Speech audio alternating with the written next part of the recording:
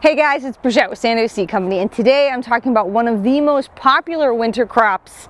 It's broccoli. It's delicious. It's even better when you grow it in the garden, and in this video I'm going to go over everything you need to know to grow your own broccoli. Alright, so I've been gardening for a really long time in zone 9 and 10. Man, it's been like almost 15 years now. It's crazy.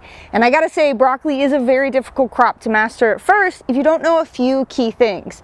Now, if you watch our cauliflower video, you're like almost mostly there because they're very similar crops, but there is one very important thing that you have to know that is different between cauliflower and broccoli, and we're going to talk about it in this video. Okay, so if you watch this whole video, you're going to know everything you need to know about growing broccoli in zone 9 and 10.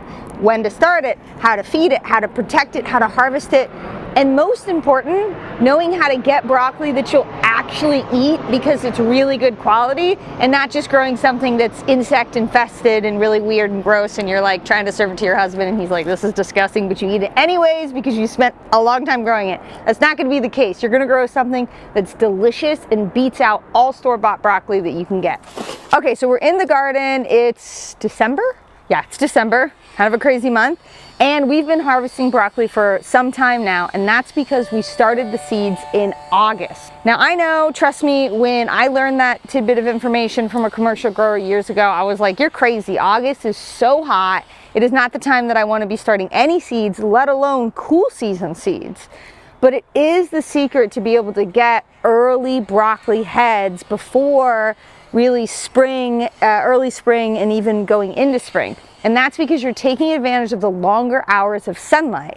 So we've been harvesting broccoli here in the garden for some time, and you can actually tell that these need to be harvested like 3 weeks ago.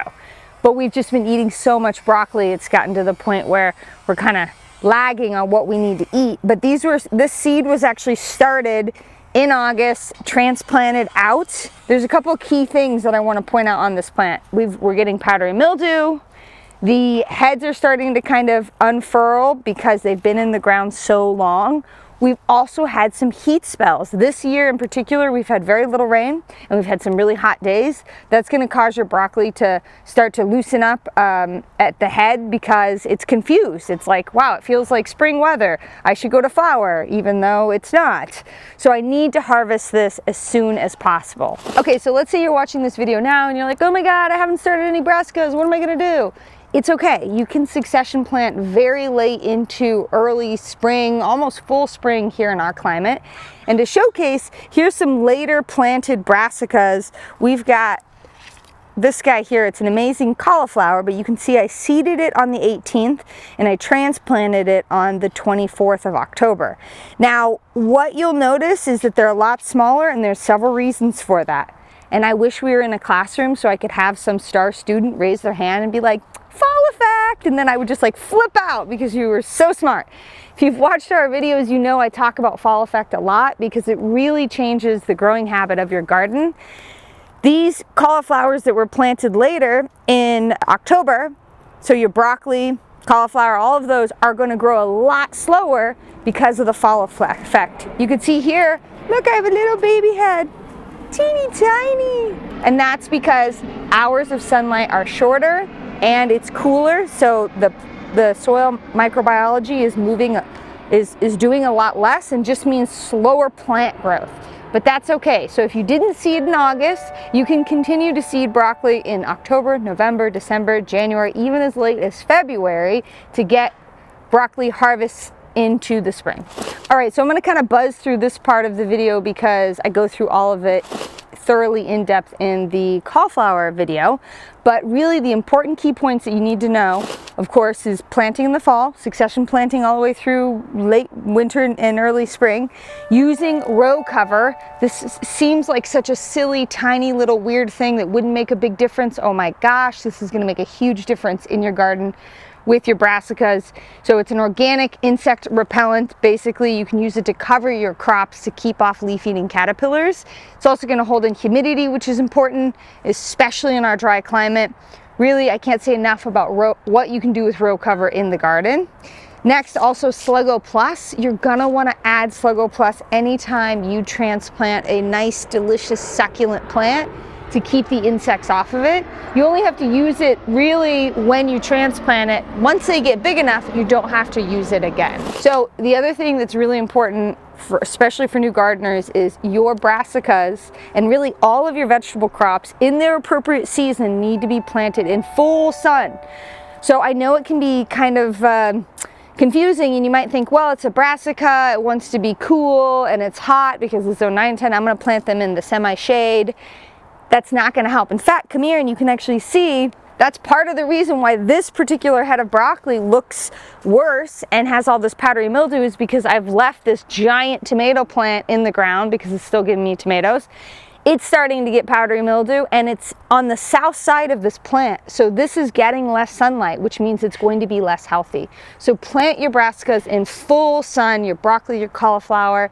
And if you need to use shade cloth during the hot times of the year, you can. Right now in December, we're cool enough that you can actually see I've stored my shade cloth, which means I've just thrown it aside for now, and I'll pull it back out in the spring when we start to get hot. So fertilizing is another important component of growing any broccoli or cauliflower.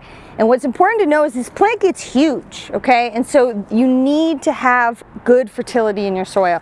At planting, we like to use an organic granular fertilizer. This is our Darn Good. I keep it on hand. I throw some down at the time of planting. And then if you have raised beds that have not great soil, then you're gonna wanna fertilize again with a liquid fertilizer that you can add throughout the season. I gotta say, even though our soil is really weedy, it's really nice soil. I've been working on this for years, and it's just beautiful soil, but even still, I will add a little bit of fertility to high feeding crops like broccoli.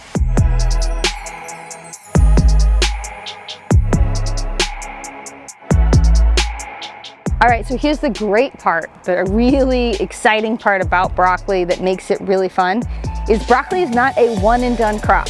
And what I mean by that is that you can harvest it and actually get more out of the plant, especially if the plant is nice and big and healthy.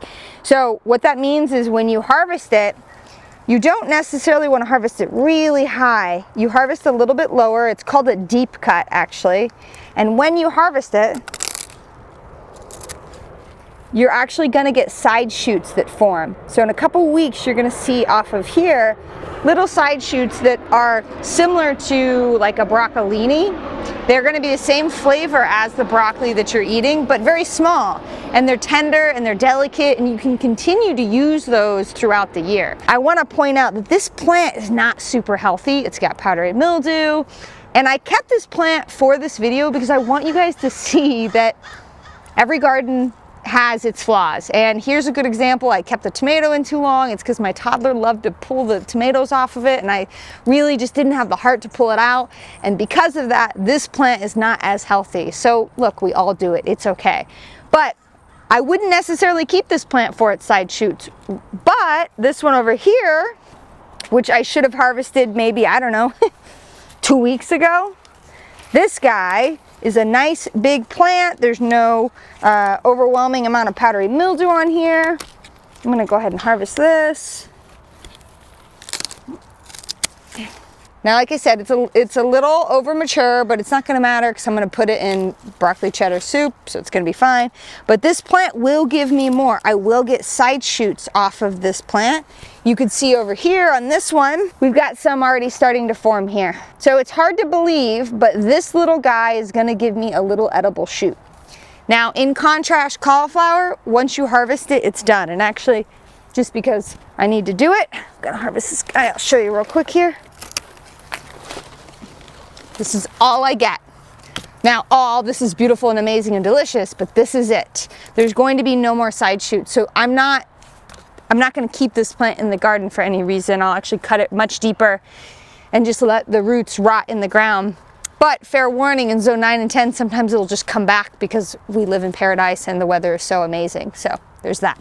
All right, so as you guys know, this video is not just a platform that we post videos on, it's a community for us. And I wanna know from you guys, with a comment on this video, what are the things you've learned about growing broccoli that were either surprising, really helpful, or any other tidbits that can help us learn more about how you grow your broccoli. And if you haven't done so yet, please subscribe to the channel. If you're growing in zone 9 and 10, we're here for you, and we have very specific information, and we would love it if you subscribe so you can be along with us in our growing journey. All right, so remember guys, the big difference between cauliflower and broccoli, if you're a new gardener, you may not know this, but we went over it in the video, it's that broccoli will give you more plant matter to eat after it's harvested by way of side shoots, and it really matters how you harvest it to get more side shoots, whereas cauliflower is one and done. So here's one of the best parts of the video, at least for me, is talking about the crops that we have available in seed. So for broccoli, we've got tons of different varieties, and you might notice that we have less varieties than really big seed companies, and that's because every single variety we have trialed on our farm to make sure it does really well in zone 9 and 10. From Steve's Early to Waltham to our fall rapini, we have so many varieties that do well here. No matter what you pick, if you plant it in zone 9 and 10, it's gonna do good and it's gonna taste really good. So check them out on our website.